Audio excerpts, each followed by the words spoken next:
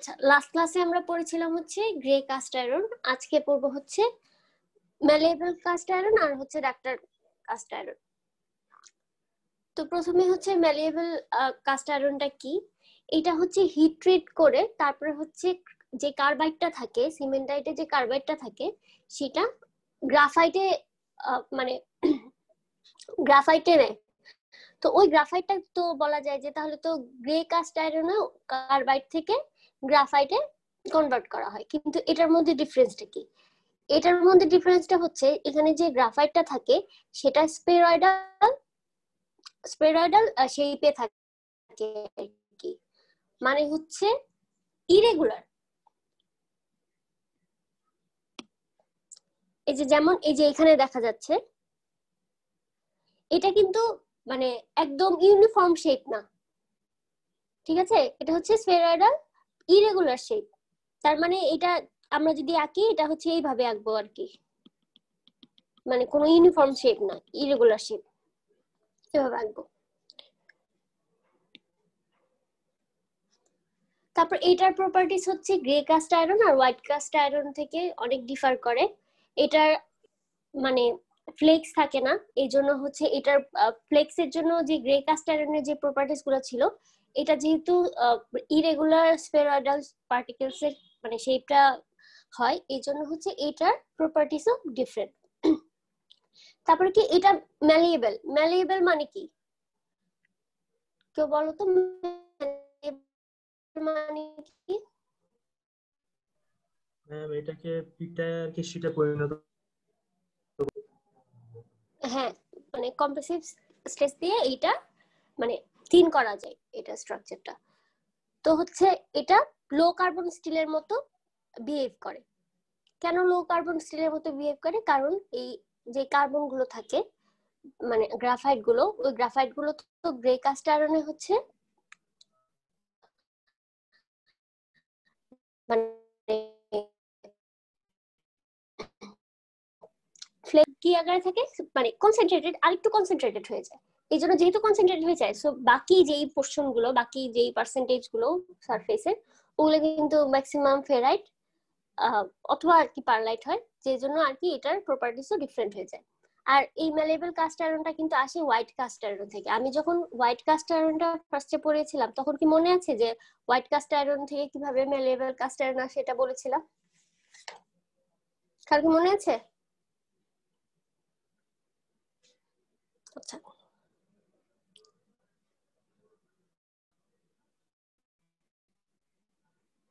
এই যে white caste আয়রনে এখানে লেখা ছিল যে it is used to produce malleable cast iron. তো এটা ডাক্টিলিটি ইনক্রিজ করার জন্য হোয়াইট কাস্ট আয়রনকে মেলেবল কাস্ট আয়রনে নেওয়া হয়। এটা কিভাবে? হিট ট্রিটমেন্ট করে। এখানে 800 to 900 ডিগ্রি সেলসিয়াস, ওখানে আরেকটু স্পেসিফিক্যালি লেখা যে 816 to 954 ডিগ্রি সেলসিয়াসের মধ্যে ডিকম্পোজিশনের মাধ্যমে এটা হচ্ছে সিমেন্টাইটটাকে গ্রাফাইট ক্লাস্টার হিসেবে কনভার্ট করা হয়। এতটুকু কি ক্লিয়ার?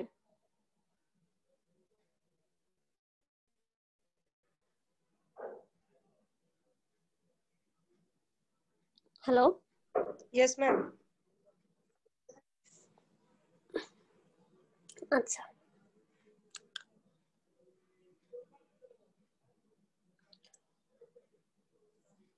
তারপরে এইটার কি হয়, গ্রে কাস্ট আয়রন আমরা বলেছিলাম যে সিঙ্কেজ হয় না, সিঙ্কেজ হয় না, মানে শেপটা সেম থাকে কাস্টিং করার পর, কিন্তু এখানে সিঙ্কেজ হয়, যেটার জন্য আমি যতটুকু পরিমাণ মেটাল নিচ্ছি, যতটুকু পরিমাণ আমার প্রোডাকশন হওয়ার কথা, কিন্তু তা রিডিউস হয়ে যায়, এই জন্য কস্টটাও ইনক্রিজ হয়ে যায়। আর এখানে যে মানে এখানে মাইক্রোস্ট্রাকচারে তুমি কিভাবে বুঝবা যে এটা মেলাবেল কাস্ট আয়রন? কারণ হচ্ছে বাউন্ডারিজ গুলো মানে ব্লান্ট, ব্লান্ট মানে হচ্ছে আনশার্পড, শার্প না বাউন্ডারি গুলো, এটা দেখেই বোঝা যাবে যে এটা ম্যালেবল কাস্ট আয়রন। আর এটা প্রডিউস করা হয় অ্যানিলিং করে। এটা 816 ডিগ্রি সেলসিয়াস টু 954 ডিগ্রি সেলসিয়াসে, যেটা আগে বলেছিলাম, একটা পিকচার দেখিয়েছিলাম এখানে।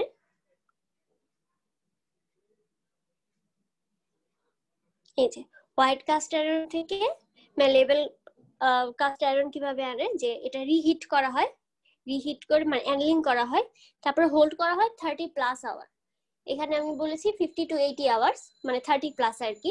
তারপর হচ্ছে স্লো কুলিং করা হয়, যদি স্লো কুলিং করি তারপরে হচ্ছে ওইটা ফেরাইতে হয়। কিন্তু আবার যদি ওইটা আবার টেম্পারেচার হাই করে ফাস্ট কুলিং করি তখন কি হয় যে পারলাইট ফর্মটা ক্রিয়েট করে। তাহলে কি কয় রকম পাওয়া যাবে ম্যালেবল কাস্ট আয়রন? কয় রকম পাওয়া যাবে? দুই রকম, একটা হচ্ছে পার্লিটিক আর একটা হচ্ছে ফেরিটিক।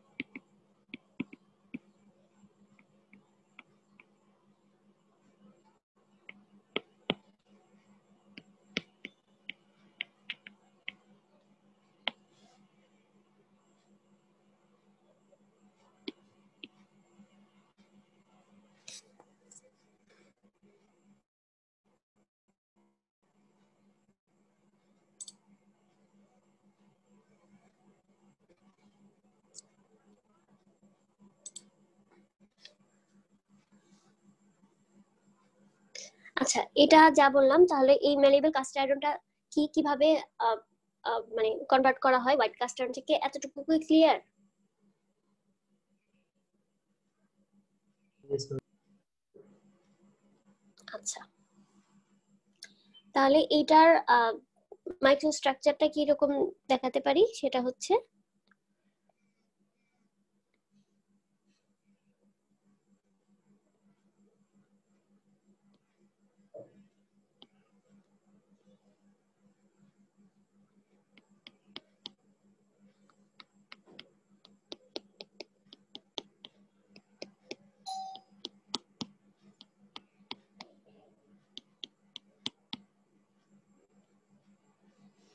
এটা কি?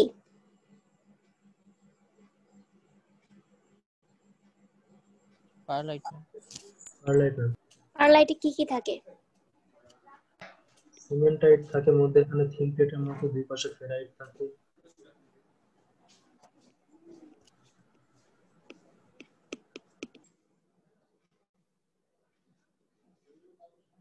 আচ্ছা, এটা হচ্ছে পারলাইট। আর গ্রাফাইট গুলো কিভাবে থাকে? ক্লাস্টারের মতো থাকে, ইরেগুলার স্ফেরয়েড শেপে।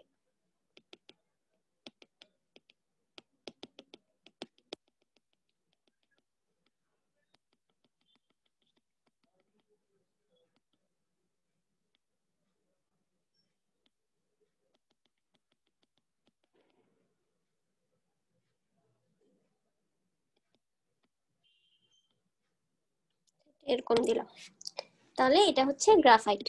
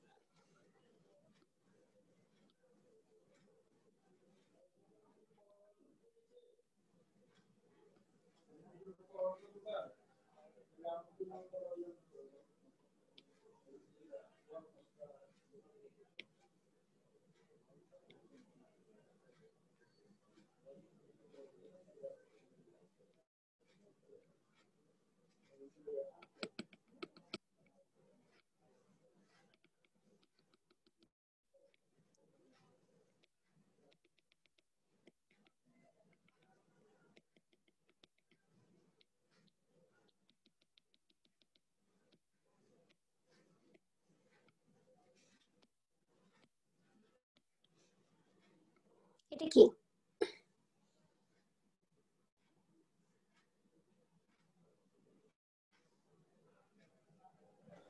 ফেরাইট।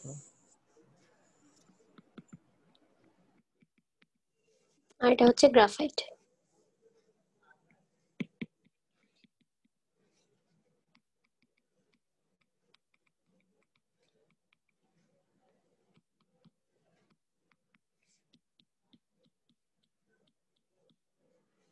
আবার বলে দিচ্ছি যে যে কোনো কাস্ট আয়রন, যে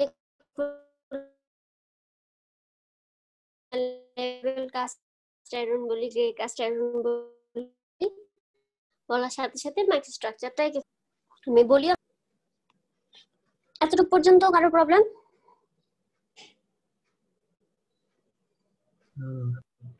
আচ্ছা, মুছে দিলাম বোর্ডটা।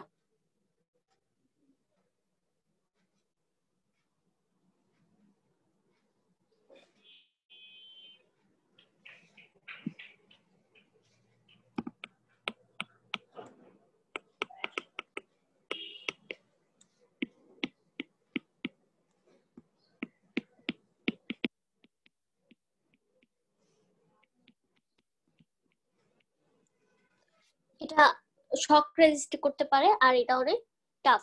মেলেবল কাস্ট আয়রনটা অনেক টাফ, আর হচ্ছে শক রেজিস্ট করতে পারে। আমরা জানি টাফনেস হচ্ছে স্ট্রেংথ, আর হচ্ছে ডাক্টিলিটির কম্বিনেশন হচ্ছে টাফনেস।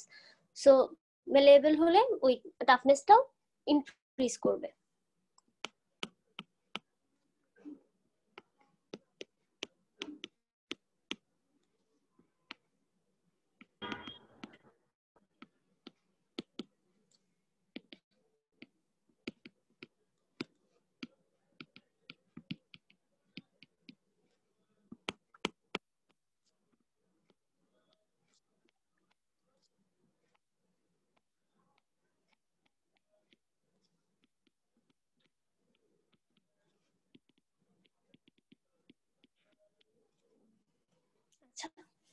তো এটা তো ম্যালেবিলিটির প্রপার্টিসই তো এটা, যে হ্যামার স্মল থিকনেসে এটা হ্যামার করা যায়।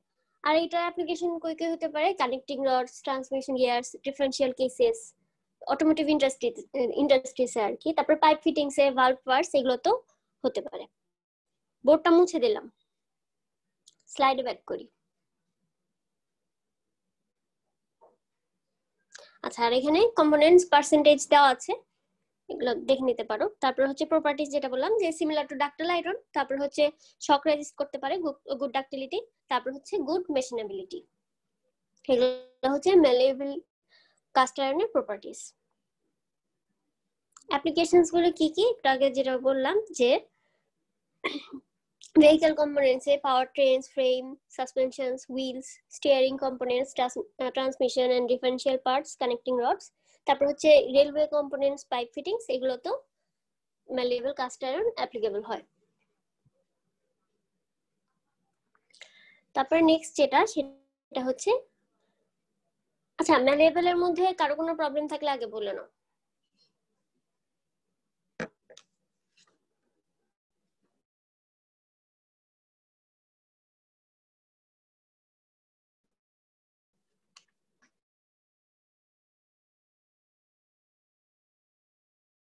এটা লাস্ট টপিক, রিটেনের জন্য ডাক্তার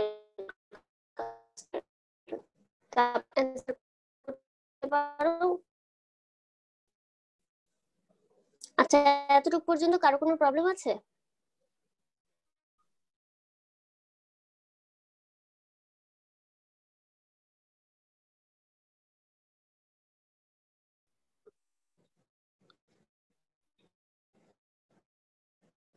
বুঝিনি। হ্যালো?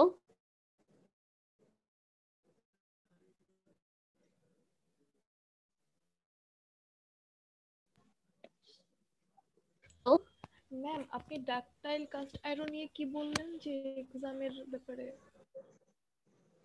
ও আচ্ছা, এটা হচ্ছে লাস্ট টপিক। রিটেনের জন্য লাস্ট টপিক হচ্ছে ডাকটাইল কাস্ট আয়রন। এরপরে আর রিটেনের জন্য মানে কিছু পড়াবো না। এরপর হচ্ছে ভাইভাতে যেগুলো ইম্পর্টেন্ট ওগুলো পড়াবো। ইম্পর্টেন্ট বলতে ভাইভাতে যেগুলো আসবে আর কি ইনক্লুডেড ওগুলো পড়াবো, রিটেনের জন্য না। Okay ma'am. ম্যাম আমাদের কম্পালসারি কোনটার উপরে থাকবে, কোন টপিকের উপরে? আচ্ছা, এটা নিয়ে আমি ক্লাস শেষে তারপর কথা বলি। Okay ma'am. আচ্ছা, তো তারপর হচ্ছে ductile cast iron. Ductile cast আয়রনটা কি? এটা একটা ferrous alloy, engineering materials many applications এটা আছে। তার এটাতে কি করা হয় যে এর আগেরটা ছিল ম্যালেবল কাস্ট আয়রনটা ছিল হচ্ছে হোয়াইট কাস্ট আয়রনকে প্রসেসিং করে তারপরে হচ্ছে ম্যালেবল কাস্ট আয়রন করা হয়। আর এই ডাকটাইল বা নডিউলার কাস্ট আয়রন যেটা, সেটা হচ্ছে গ্রে কাস্ট আয়রনটাকে প্রসেসিং করে দেন হচ্ছে এই ডাকটাইল কাস্ট আয়রনটা পাওয়া যায়। এটাকে নডুলার কাস্ট আয়রনও বলে, স্ফেরয়েডাল কাস্ট আয়রনও বলে। তো এটাতে কি করা হয় যে ম্যাগনেসিয়াম অথবা হচ্ছে সেরিয়াম কম্পোনেন্ট যেটা, এটা ইউজ করে এটার জন্য কি হয়, এটা রিঅ্যাক্ট করে।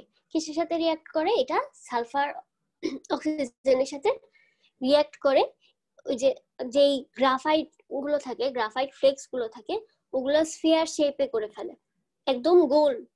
একটু আগে এটা কি ছিল, লেভেলে এটা একদম ইরেগুলার শেপ ছিল না,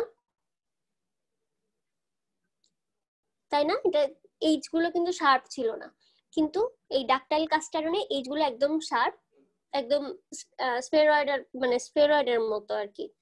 তো এটা কেন হয়? এটা হচ্ছে ওই ম্যাগনেসিয়াম ইউজ করে, এই ম্যাগনেসিয়ামের জন্য ম্যাগনেসিয়াম অক্সিজেন আর সালফারের সাথে রিঅ্যাক্ট করে এরকম নোডিউল শেপ গ্রাফাইট ক্রিয়েট করে। এই জন্য এটার নাম নোডিউলার কাস্ট আয়রন বলে, স্ফেরয়েডাল কাস্ট আয়রন বলে। আর এটার প্রপার্টিজ হচ্ছে ডাকটাইল, মানে ডাকলিটি আছে, এই জন্য হচ্ছে এটাকে ডাকটাইল কাস্ট আয়রন বলে। তারপর হচ্ছে এটা ফ্লেক্সিবল, তারপরে হচ্ছে লিনিয়ার স্ট্রেস স্ট্রেন রিলেশন এটা এক্সিবিট করে। তারপর এটার সাইজ, তারপর থিকনেস ভ্যারি করা যায়। তারপরে এটা গ্রাফাইট ফ্লেক্স গুলো যেহেতু রিমুভ করা হয়েছে সেহেতু এটার টেনসাইল স্ট্রেংথ, তারপর হচ্ছে টাফনেস, ডাকটিলিটি এগুলো ইমপ্রুভ করে। এটা হচ্ছে ডাকটাইল কাস্ট আয়রন।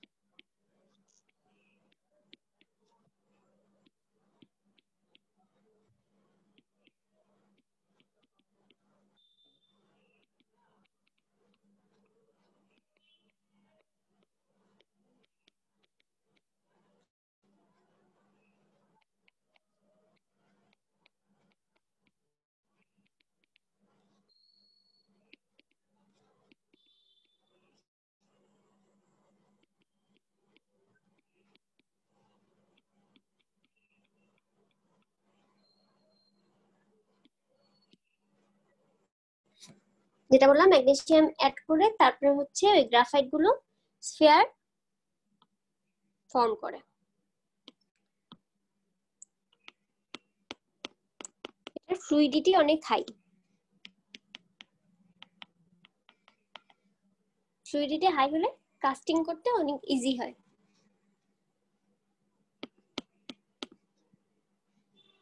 এটার টেনসাইল স্ট্রেংথ হচ্ছে ম্যালিয়েবল কাস্ট আয়রনের থেকেও হাই।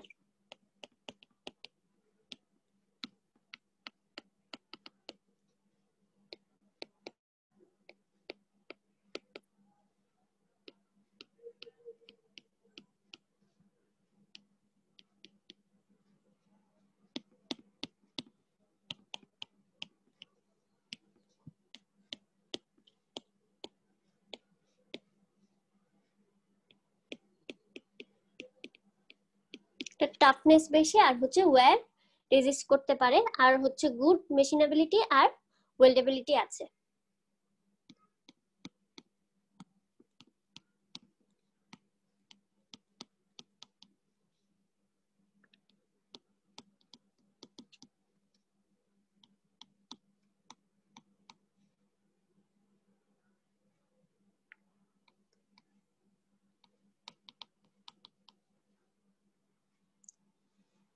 আচ্ছা, এতটুকু বোঝা গেল?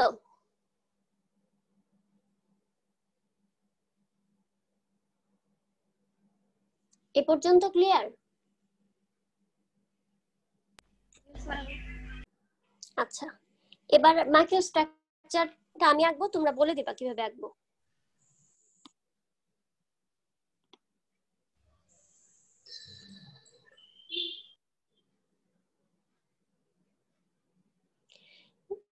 গ্রে কাস্ট আয়রন থেকে যদি মডারেট কুল করি তখন কি মানে সারফেসটা কি হবে? পারলাইটের হবে নাকি ফেরাইটের হবে? বলো।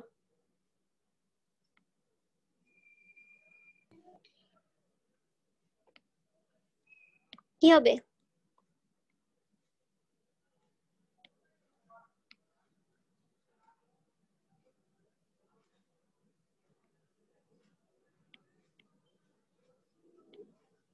কেউ পারবে না?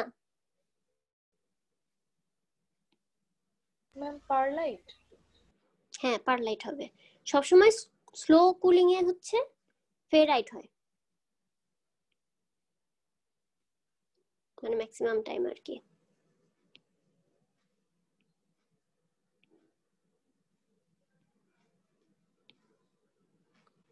তাহলে যদি আমি মডারেট কুল করি,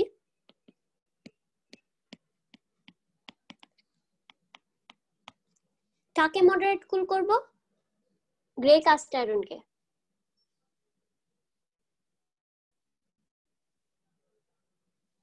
মোল্টেন গ্রে কাস্ট আয়রনকে, তখন পারলাইট হবে।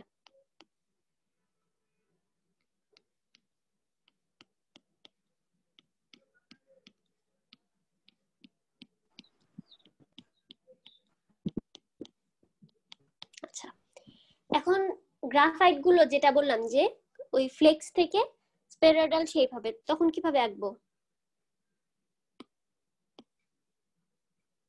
কেউ বলো। এর উপরে গ্রাফাইট গুলো কিভাবে আঁকবো? প্লাস্টার মতো। কিসের মতো? সার্কেল আকারে আঁকবো। হ্যাঁ, সার্কেল আকারে আঁকবো। Good, sorry.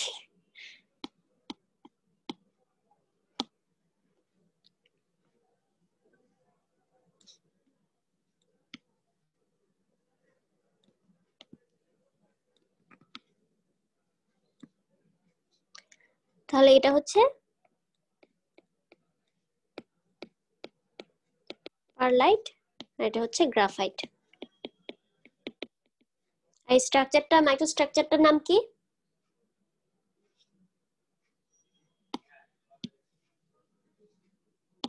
মাইক্রো স্ট্রাকচারটার নাম কি?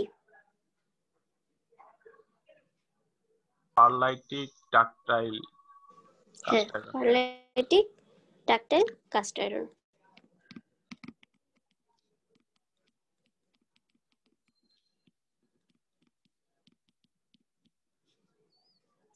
তাহলে এই সাদা অংশ এটা কি? এই সাইডের ডান পাশের যে মাইক্রোস্ট্রাকচারটা, এটার নাম কি?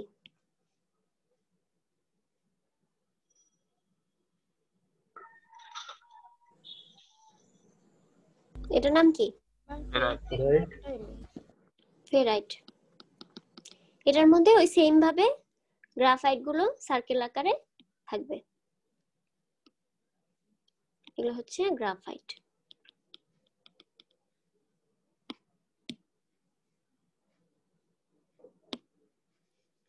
হচ্ছে ফেরিটিক,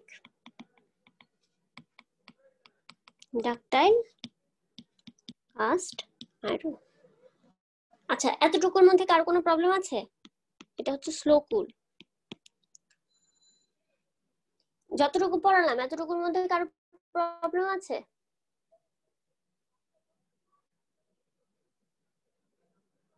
হ্যালো, ম্যাম আচ্ছা মুছে দিলাম। তারপরে হচ্ছে প্রপার্টিজ গুলো কি কি? এটা strength high, great cast iron থেকে হাই, হায়ার ডাক্টিলিটি, স্বাভাবিক, এটার নামই তো ডাক্টাইল কাস্ট আয়রন, ডাক্টিলিটি তো হায়ার হবেই। লো কস্ট, তারপর হচ্ছে simple manufacturing process makes complex shape. তারপরে মেশিনেবিলিটি বেটার দ্যান স্টিল, এইটার মেশিনেবিলিটি স্টিলের থেকেও বেটার।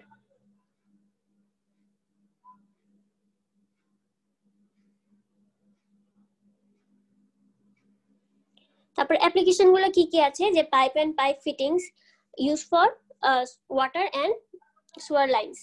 তারপর হচ্ছে major industrial application includes highway, diesel truck, তারপর হচ্ছে এগ্রিকালচার ট্র্যাক্টর, ওই যে ছবি দেওয়া আছে দেখো। তারপর হচ্ছে মেশিনারি প্রোডাক্টস যেমন অয়েল হুইল, পাম্পস, তারপর হচ্ছে ক্র্যাঙ্কশ্যাফট, এই যে এই সাইডের যেটা, এটা হচ্ছে ক্র্যাঙ্কশ্যাফট, এই যে এটা। তারপরে হচ্ছে ডিস্ক ব্রেক, ক্যালিপার্স, এই যে ডিস্ক ব্রেক, ক্যালিপার্স, এগুলো হচ্ছে অ্যাপ্লিকেশন ডাক্টাইল কাস্ট আয়রন। এখন যদি বলি যে প্রপার্টিজ, মানে discuss ductile cast iron with its properties and application, তাহলে পারা যাবে না? মাইক্রোস্ট্রাকচার রাখবা, ডাক্টাইল কাস্ট আয়রন কি এটা বলবা, তারপর হচ্ছে প্রপার্টিজ লিখবা, তারপরে হচ্ছে অ্যাপ্লিকেশন লিখবা। এতটুকু ক্লিয়ার? আজকের ক্লাসের মধ্যে আর কারো কোনো প্রবলেম আছে? No ma'am. আচ্ছা।